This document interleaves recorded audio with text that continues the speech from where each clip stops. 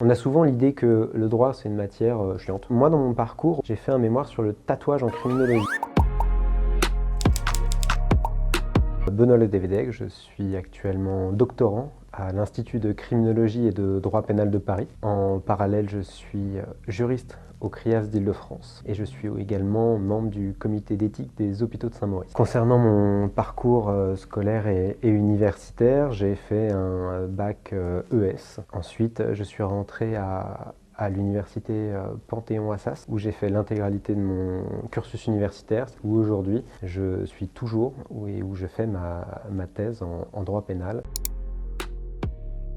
En fait, la première approche que j'ai eue, c'était mes cours de SES, de sciences économiques et sociales. Ce qui m'a le plus intéressé, c'était la partie juridique. On peut être dans des situations où en fait on a un problème, différentes équations et non pas une solution à trouver, mais une solution vers laquelle on veut aller. Et parfois il faut aller un petit peu au forceps. Et la spécificité du droit pénal, il ne s'agit pas simplement de se dire, voilà, là on est sur quelque chose qui est humain et qui est sensible. Non, il s'agit de se dire, là on est sur la faille. Et c'est regarder ça qui m'a intéressé, tant du côté de la personne qui est mise en cause, tant du côté de la victime.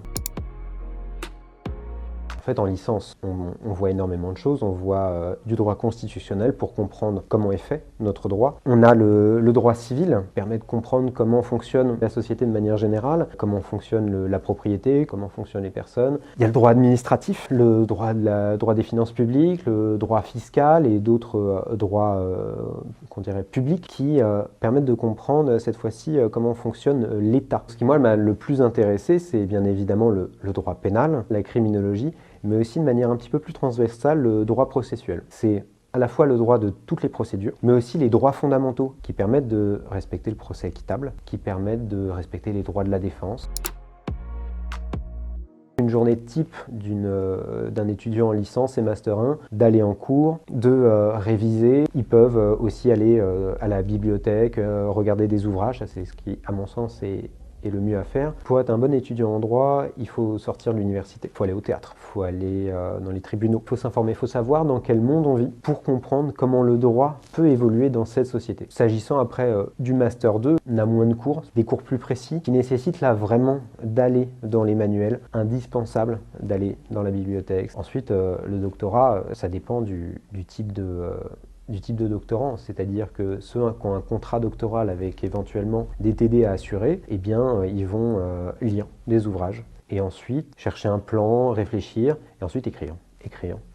Ils doivent aussi préparer leur TD. Après, il y a des doctorants qui, comme moi, sont en contrat CIFRE. C'est une convention particulière qui fait qu'en parallèle de ma thèse, je travaille dans une structure.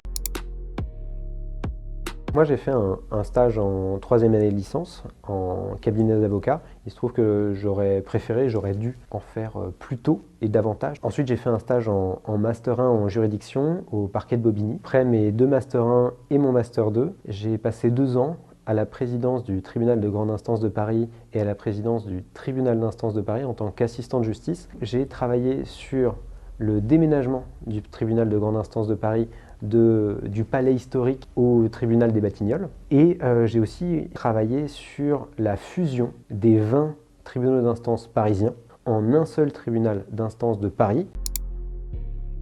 Amusez-vous. Amusez-vous et faites ce qui vous plaît, même en droit. On a souvent l'idée que le droit, c'est une matière chiante. Moi, dans mon parcours, j'ai fait un mémoire sur le tatouage en criminologie. Et ça m'a permis ensuite d'avoir une collaboration bénévole avec une association de tatoueurs et d'écrire surtout des articles de démocratisation pour les professionnels du tatouage. Par la suite, j'ai eu la chance de faire effectivement des articles universitaires, de faire des conférences et des colloques universitaires, de faire des séminaires professionnels et même de faire une conférence dans un musée.